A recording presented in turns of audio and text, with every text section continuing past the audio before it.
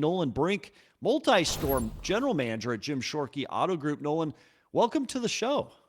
Yeah, thank you so much for Anyone? having me. I really We're appreciate pumped. it. We're pumped to have you, and thanks for joining us this busy Friday, this Black Friday between.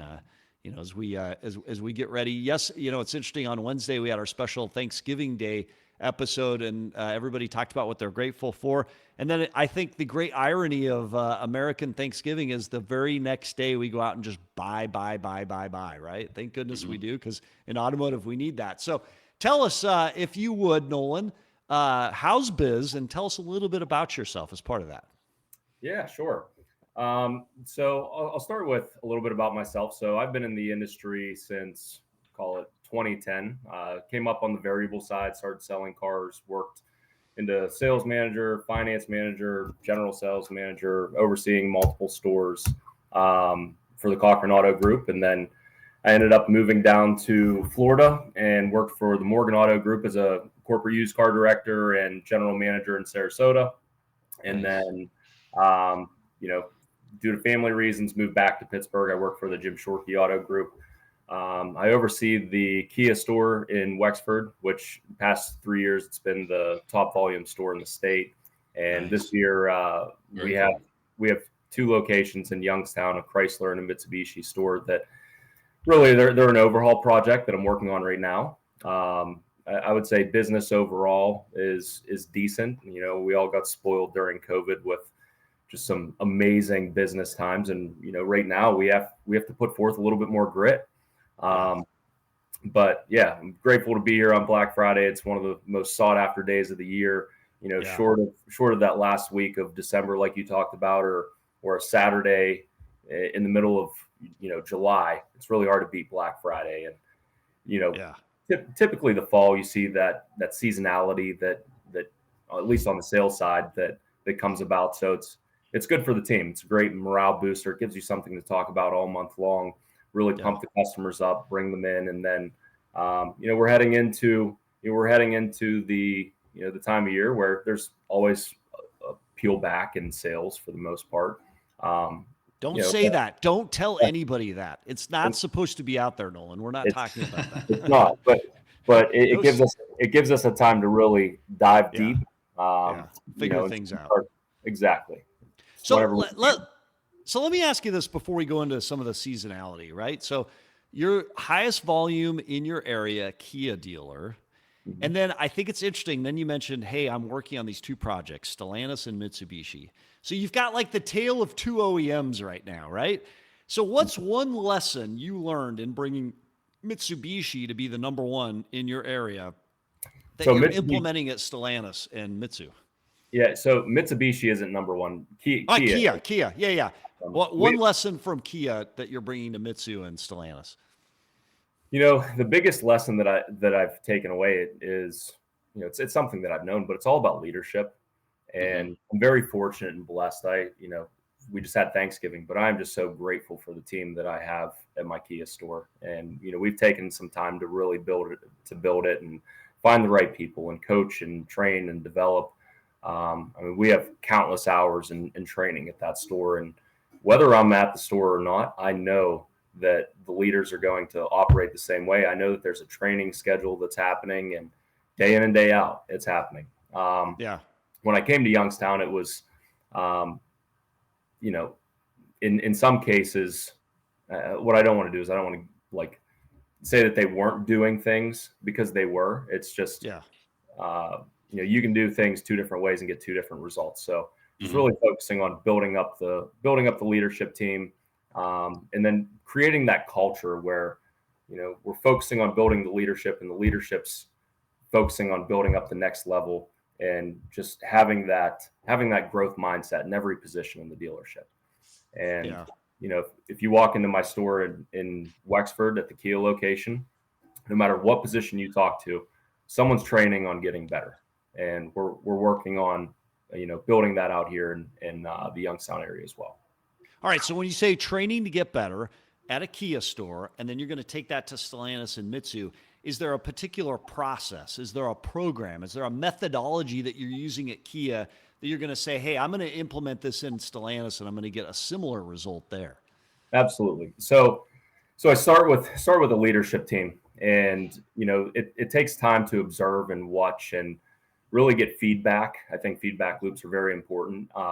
And sitting down with the team members and assessing what are you good at in terms of your leadership skills, your communication skills, your problem solving capabilities, your strategic thinking. Marketing seems to be, a heavy touch point where, if you can coach and train on how to manage your inventory and tie it into marketing, you can get a pretty decent lift fairly quickly. That was one thing that I did take. I, worked with my general sales manager here right whenever we got here on inventory management and marketing and how they tied together and how you can dig for the data and use data analysis for what is the correct types of units to stock based on what people purchase in your PMA.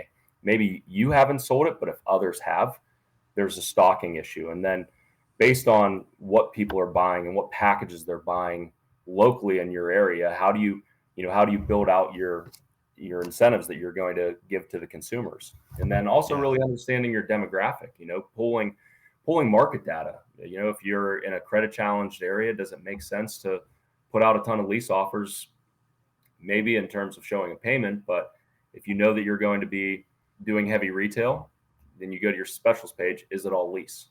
That's that's typically a challenge. So Nolan, a question from our audience.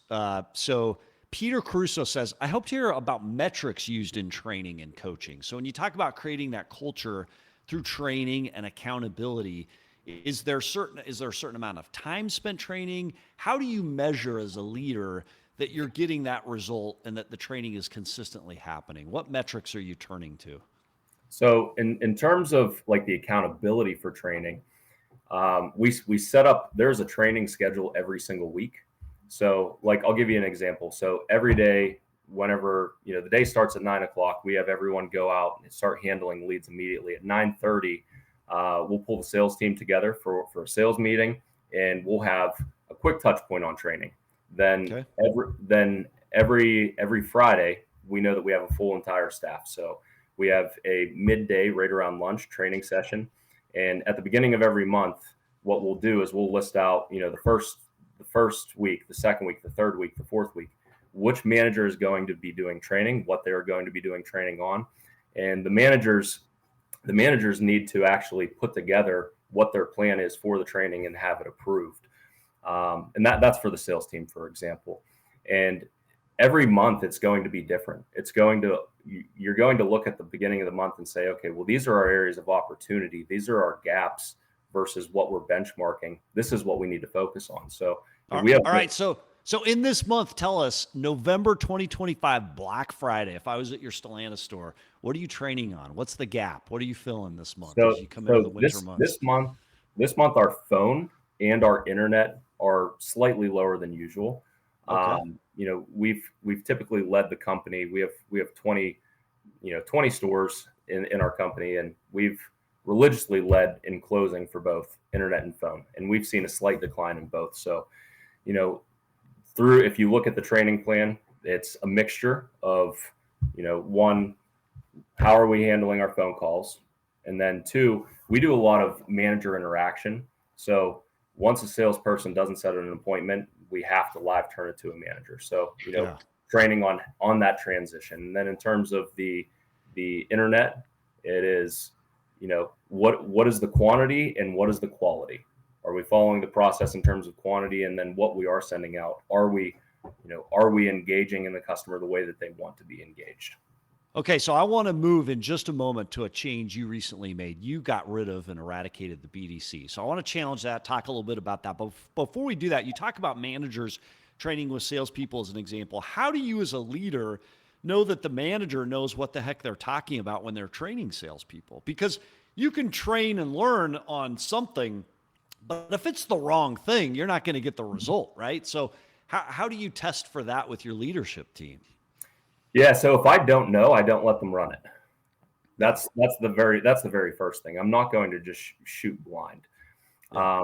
And just to let you know, so as a company, as our company, I didn't personally get rid of the BDC. Our company did. Okay. Something we did a few years ago, and okay. when I worked at Cochrane, we had a BDC. We broke it down. It went into the store. When I worked at Morgan, we didn't have centralized BDCs, but some of the stores that I had an internal BDC. Some of the stores that I had did not. And then, we do not have a BDC currently, and it's working quite well. But back to your question about, how do I know if a manager is going to be able to give them the training that they need? So when I look at Kia Wexford, when I first got there, for instance, I ran all the sales meetings until I really understood what the strengths and weaknesses were of my sales managers. Yeah. And it takes time. You have to observe. You have to listen. You have to be able to pull the results. You have to know, okay, if I have a group of managers, what are the closing percentages based off of the managers? What is the gross on the front end per manager? What is the back end per manager? Are we measuring it? And do I know what managers should be touching the most deals and which ones shouldn't? And the one that shouldn't, what do I need to do with that person in order to help build them up to get them to where they need to be? And usually it's, setting the expectation, making sure that they have an outlined, clearly defined process, making sure that you go through it with them, help them side by side, get them to the point where they can coach and develop. And then whenever you do. So when you talk about that though, you're running two very different OEMs, Kia, Stellantis, Mitsubishi, three. So let's say I've got a manager, Kia, success, Stellantis, challenge, Mitsubishi, maybe challenge.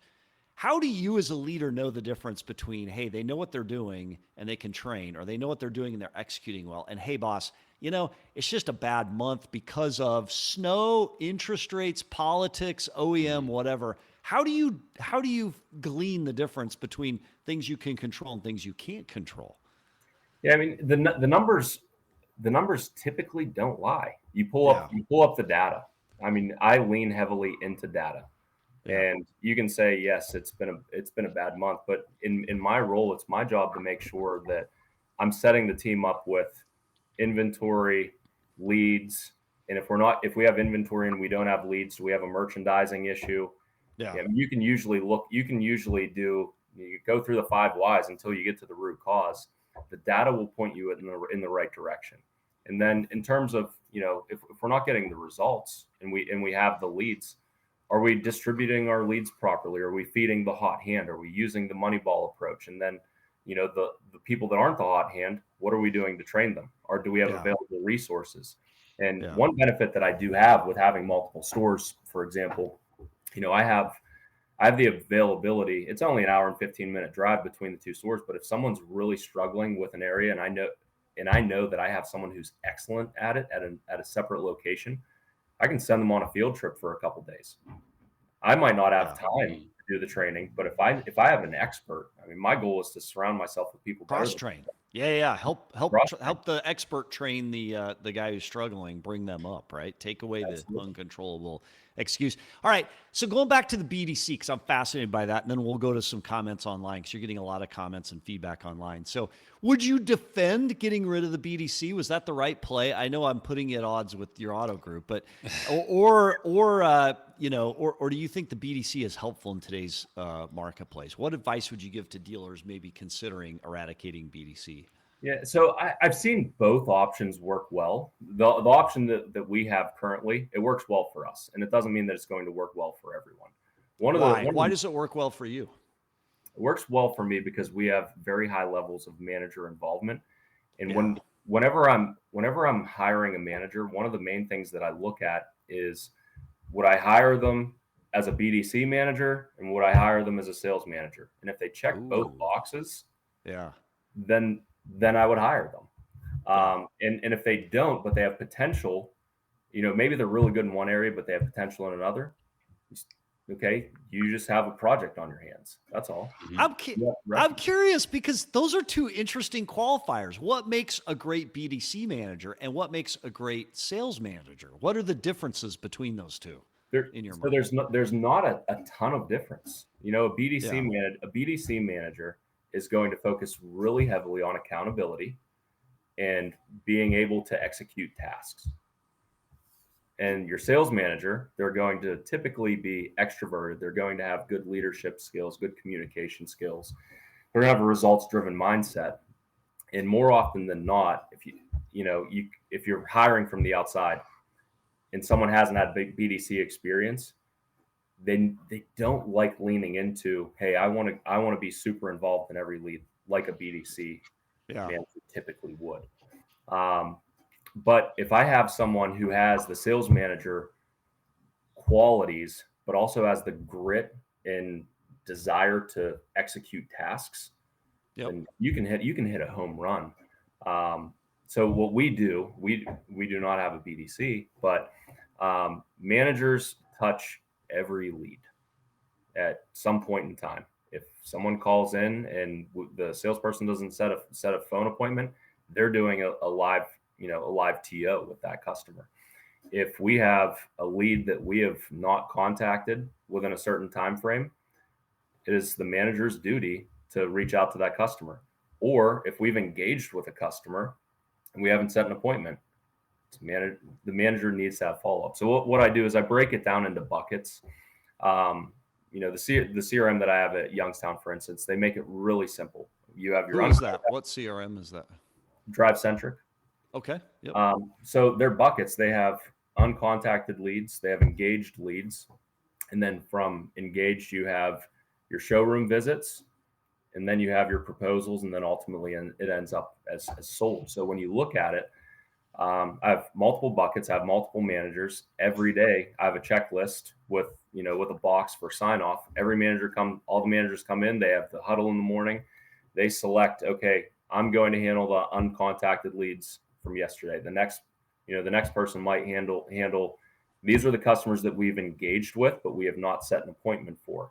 Then the next person might be in touch with all the people that we did proposals for yesterday. Yeah. And we haven't closed up a deal. So do we need to rework that deal? I have a question here. How are you, I guess, if you could give us a top to bottom on how you're handling lead flow, because I guess the question I'm having with how you have it structured, and obviously it's working for you, is who's responsible for that lead until it gets turned over, right? So if you have a manager handling all of the unanswered or fresh leads as they come in, at what point do you hand it to the sales department? If you could just give us that overview. So it's actually reversed. It goes to the salesperson first. Okay. Salesperson's supposed to take a shot, take an attempt. And if they do not succeed, then it goes to a manager. So let's say, for example, if I have, total of 500 customers in a month at a store, I would expect a minimum of 500 follow-up attempts amongst the managers. However, for a salesperson, I have a follow-up process for if we haven't engaged with the customer, it's a new lead that came across, but we haven't made contact. So there's a process we follow for that. Once we have made engagement with a customer, now it moves into a different workflow. And then once we've set an appointment with a customer, a manager is going to confirm the appointment the day of, if the salesperson can. But then after we have an appointment, the customer comes in, let's say they don't purchase a vehicle, then there's a process for that as well. So there is a lot that the salespeople are doing. It's just the managers are constantly having accountability and trying to help assist with taking a swing. So last question up today, and I do think the it's interesting. It's a manual process, what you're describing. There's a lot of hands on it. If you've got really great people, it works. Is there a role for AI and some of the automation that you're seeing in that process? And if so, what's that role? What's the product you're using, and how does that fit into your process? So I currently do have AI with Drive Centric. I believe it's Chat GPT that they're using as their back end tool. Yep. And it works well in many scenarios. So when it works well is, let's say we're closed. It's after 8:00 at night. Someone puts in a lead, they're hot. There's AI automatically, trying to set an appointment for that customer. Yeah. Or let's say someone's off for the day. Everyone deserves a good work-life balance. If they're off and a customer isn't getting follow-up, they're going to, at that point in time, receive follow-up from AI. Yeah. and it's helpful. It has been beneficial, but one thing I've noticed with AI, it's not perfect. And I mean, neither You gotta are watch it. You gotta neither watch are, it. It'll go off the rails, right? but that's all the more reason why I like to have so much manager involvement in assessing Yeah. what we're doing in the CRM, because I can't tell you how many times we've actually caught, a customer trying to set an appointment on a vehicle, that vehicle sold, and AI's response was it was less than desirable. Yeah. Yeah. So You gotta watch it. You gotta watch it. We talk a lot on this show, Nolan, how with AI and technology, as a GM, you have to manage that AI tech almost like you do an employee, because it grows and it develops over time, and you've got to make sure that it's consistent with that culture you're creating within your group, and the voice matches and the approach matches, and that it's accurate data. Hey, interesting comment. Paul Salzman online says Nolan is proof of how important it is to have the data and know how to interpret the data. And we just appreciate you, Nolan, being on the show today on this Black Friday to celebrate Black Friday with us. How are your stores doing today? It's about 1:30 Eastern time right now. Do you know how the day's going sales-wise? yeah, so at Kia, we're set up for a pretty big day today. We actually we're doing a staffed event, which we don't do very often. Okay. I've had minimal success with some companies, but the one company that we used last year, we felt that the customer experience was good. good. Who is that? Who's the company? It was a recommendation from my Kia rep. I would have to pull up the company name. It's okay. It's okay. But yeah. Anyways, they did a really good job with customer experience. And in the past, I've seen many times where the experience in CSI has just like dropped the floor. Yeah. So we wanted to give them another shot this year. And, we have a ton of appointments. They were rolling as of noon. Here in Youngstown, we had a good day set up for appointments, showroom full of people. And I know we wrapped up a few deals here this morning, and we're working a few right now. So should prove to be a good day. That's awesome. Well, Nolan Brink, happy Black Friday. Thanks for joining the Daily Deal Live show today and sharing your perspectives on all things leadership. Good luck continuing the success at the Kia store. And then as you seek to grow Stellantis and Mitsubishi as well, we wish you the best of luck. We're excited to hear about it again in the future. Thanks for being on the show. Yeah, thank you so much.